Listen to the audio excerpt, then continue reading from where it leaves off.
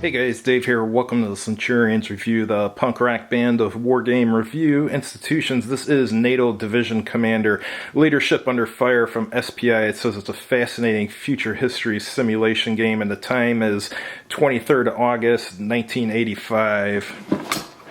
Let's take a look inside and see what's in here. If war comes to Europe, the outcome will hinge on the ability of the opposing leaders to analyze and react correctly to the situation. All the calculations showing one side's numerical or technological superiority in a given area is meaningless if these advantages cannot be brought to bear at the critical point in time.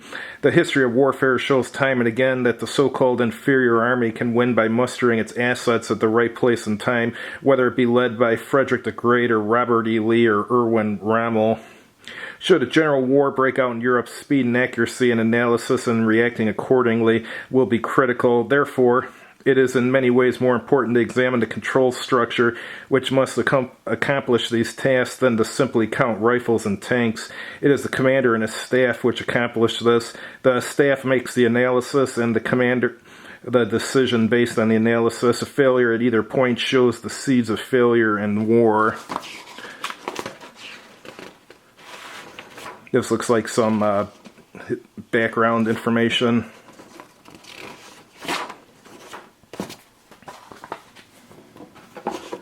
Here's the rules of play.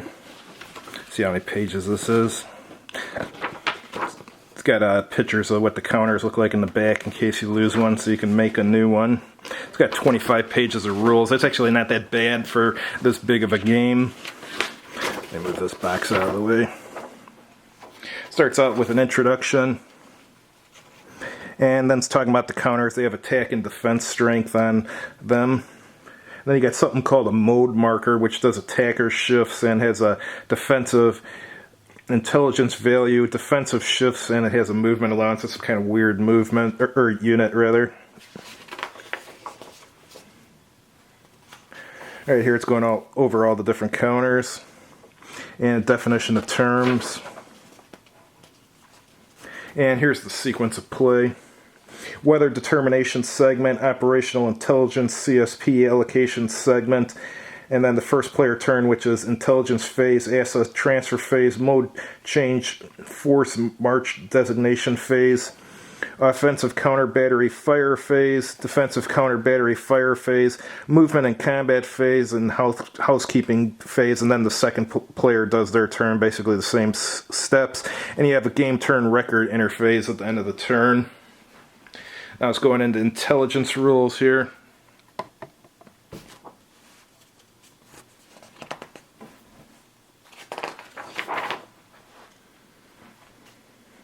Going over headquarters units. It says modes here represent a unit's current organization and what it's prepared to do. Okay. So you have a position defense mode, a mobile defense mode. Oh, okay, that's what that strange counter is for. Gotcha. Hasty defense mode, reserve mode, and a double zone mode. Gotcha. Here it's going over combat support points. And down here, the combat rules.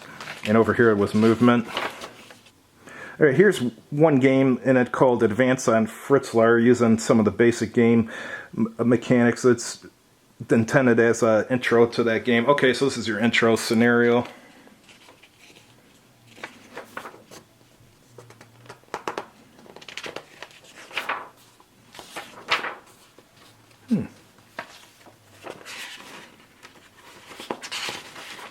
Quite a few pages of extra rules for it. Alright, let's see what else is in this box. Here's the scenarios, other than that first one there.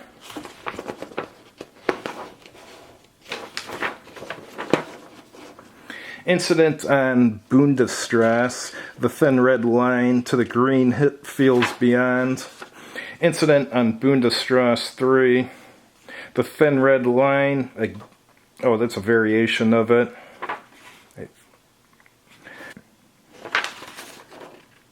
And to the green fields beyond. Why is it repeating those? I don't get it.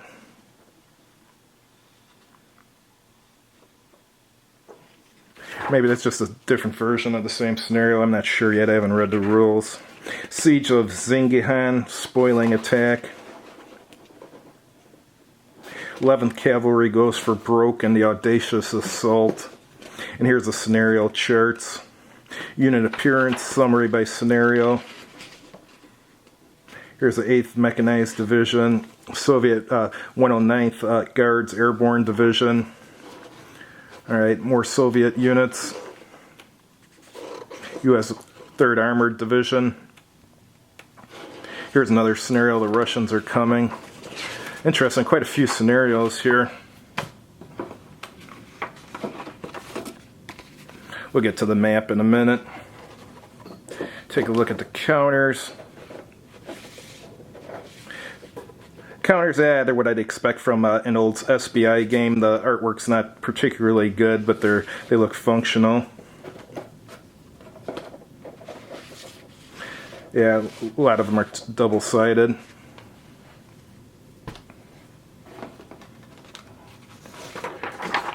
Here's the combat differential track, unit movement track, and combat support point allocation and use display. And another one here for your opponent. Here's your ammunition point tracks, one for each player. And here's the charts and tables. Intelligence table, staff point effects summary, mode change cost table, mode combat shift matrix, mode change table, CSP mission, capabilities chart, counter battery fire table, counter battery loss table, CSP effects summary, support shift results table, fatigue combat effects chart, surprise shift to chart, attack abort table, and movement allowance summary. And then terrain and movement effects chart, overrun table, basic combat results table, fatigue table, modified combat results table, and fatigue net effects chart, followed by the combat differential effects summary, fog determination, precipitation determination, and electronic warfare table. And then you have a nuclear weapons chart, non-divisional combat support point summary, and personal characteristics table, division commander activity cost chart, personal success table, and intelligence value table. There's quite a bit to this game. Alright, let's see what we have here. Here you have a huge set of charts. Looks like cut it down the middle, one chart for each player. Yeah, it looks like it's that player 8 I just showed you, but it's all pushed out in like poster format.